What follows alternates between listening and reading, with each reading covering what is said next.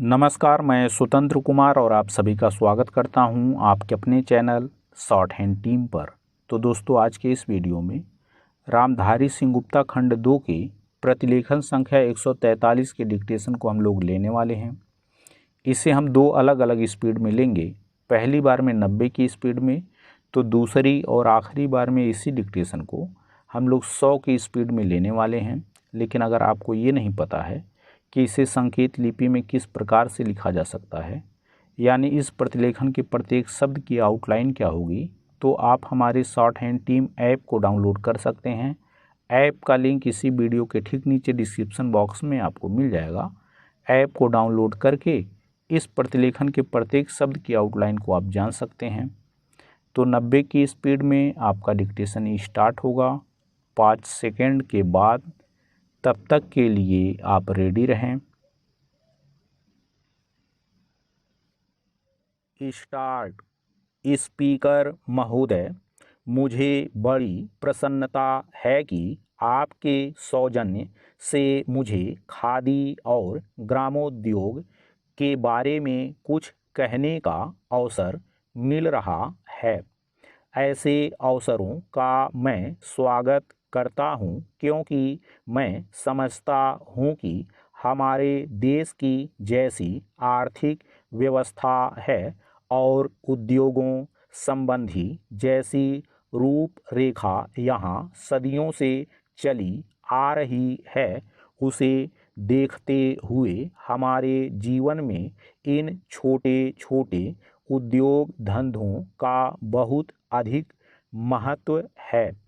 हम लोगों में यदि ऐसी धारणा न होती कि आधुनिक युग में भौतिक प्रगति का प्रतीक औद्योगिकरण ही है, घरेलू उद्योगों के लिए स्थान नहीं, तो इस बात को इतना जोर देकर बताने की आवश्यकता न पड़ती। यह धारणा भ्रमपूर्ण और निराधार है। यह स्पष्ट है कि भारत जैसे देश में यहाँ 80% लोग गांवों में बसते हैं और 70% से अधिक जीवन निर्वाह के लिए खेती और खेती से संबंध रखने वाले धंधों पर ही निर्भर करते हैं। औद्योगिकरण बेकारी की समस्या को हल करने की अपेक्षा अधिक जटिल बना देता है।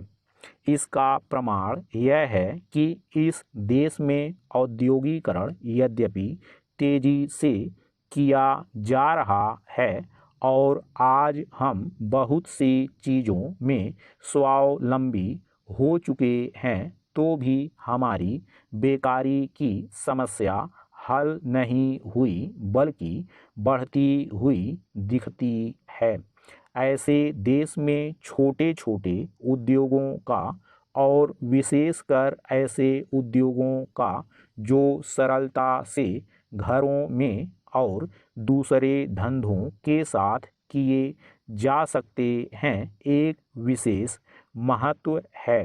यदि हम इस तथ्य को समझे बिना अपनी सारी शक्ति औद्योगिकरण में ही लगाने का निश्चय करें और यह आशा करें कि इससे बेकारी की समस्या हल हो जाएगी, तो इसमें कोई संदेह नहीं कि अंत में हमें निराश होना पड़ेगा।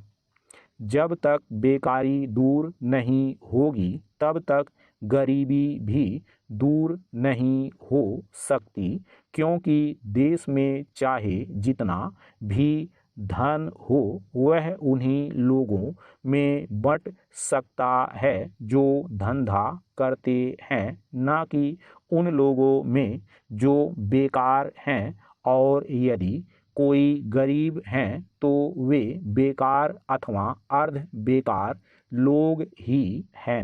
इसलिए देश की संपन्नता और ग्रामीण जनता के हित में इस भ्रम का निराकरण करना आवश्यक है और ग्रामों उद्योगों की उन्नति करने के हेतु भरसक प्रयत्न किए जाने चाहिए।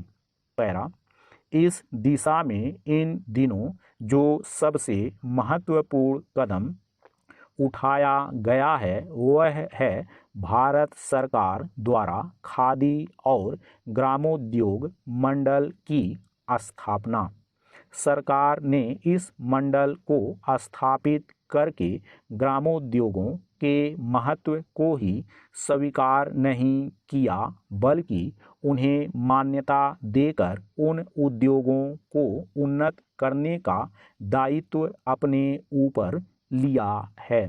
जहाँ तक नीति निर्धारण का प्रश्न है, यह मान लिया गया है कि देश के सामाजिक और आर्थिक आयोजन में ग्रामोद्योगों को स्थान मिलना चाहिए और इसके लिए सरकार यथासंभव साधन जुटाने की भी व्यवस्था कर रही है। प्रथम पंचवर्षीय योजना के संबंध में मैं अधिक कुछ कहना आवश्यक नहीं समझता। आप लोग तो जानते ही हैं कि खादी को उन्नत करने के संबंध में सरकार ने विचार व्यक्त कर दिया है। स्टॉप। दोस्तों, इसी डिक्टेशन को दूसरी बार में हम लोग 100 की स्पीड में लेंगे और आपका समय स्टार्ट होगा 5 सेकंड के बाद। तब तक के लिए आप रेडी रहें। स्टार्ट। स्पीकर महोदय, मुझे बड़ी प्रसन्नता है कि आपके सौजन्य से मुझे खादी और ग्रामोद्योग के बारे में कुछ कहने का अवसर मिल रहा है। ऐसे अवसरों का मैं स्वागत करता हूं, क्योंकि मैं समझता हूं कि हमारे देश की जैसी आर्थिक व्यवस्था है और उद्योगों संबंधी जैसी रूपरेखा यहाँ सदियों से चली आ रही है, उसे देखते हुए हमारे जीवन में इन छोटे छोटे उद्योग धंधों का बहुत अधिक महत्व है। हम लोगों में यदि ऐसी धारणा न होती कि आधुनिक युग में भौतिक प्रगति का प्रतीक औद्योगिकरण ही है, घरेलू उद्योगों के लिए स्थान नहीं, तो इस बात को इतना जोर देकर बताने की आवश्यकता न पड़ती। यह धारणा भ्रमपूर्ण और निराधार है।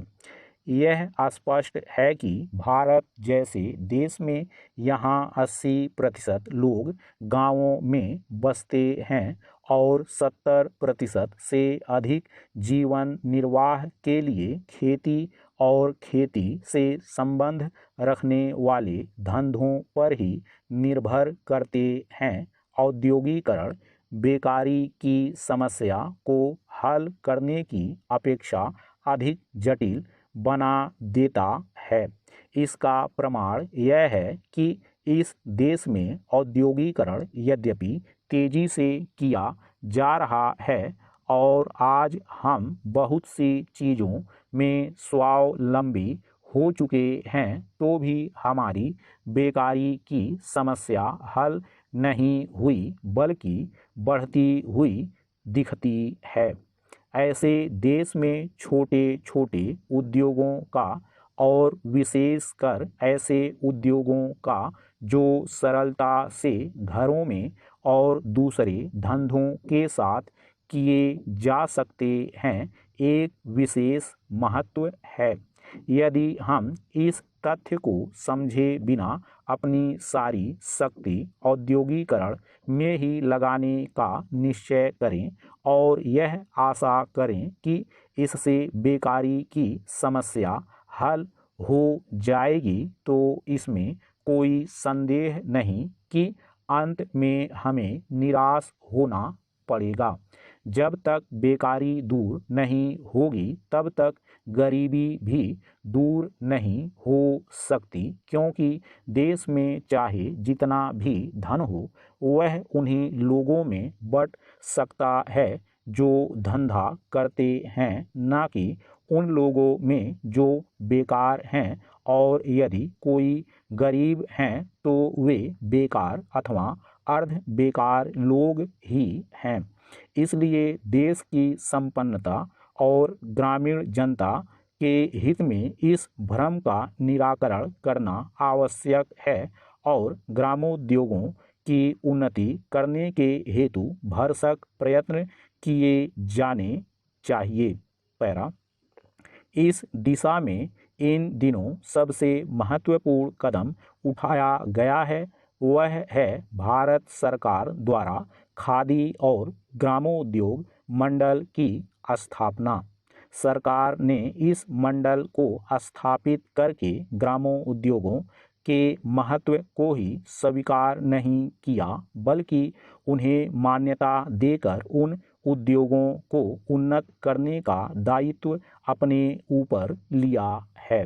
जहाँ तक नीति निर्धारण का प्रश्न है, यह मान लिया गया है कि देश के सामाजिक और आर्थिक आयोजन में ग्रामोद्योगों को स्थान मिलना चाहिए और इसके लिए सरकार यथासंभव साधन जुटाने की भी व्यवस्था कर रही है।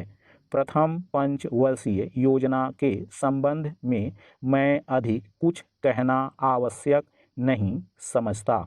आप लोग तो जानते ही हैं कि खादी को उन्नत करने के संबंध में सरकार ने विचार व्यक्त कर दिया है। स्टॉप।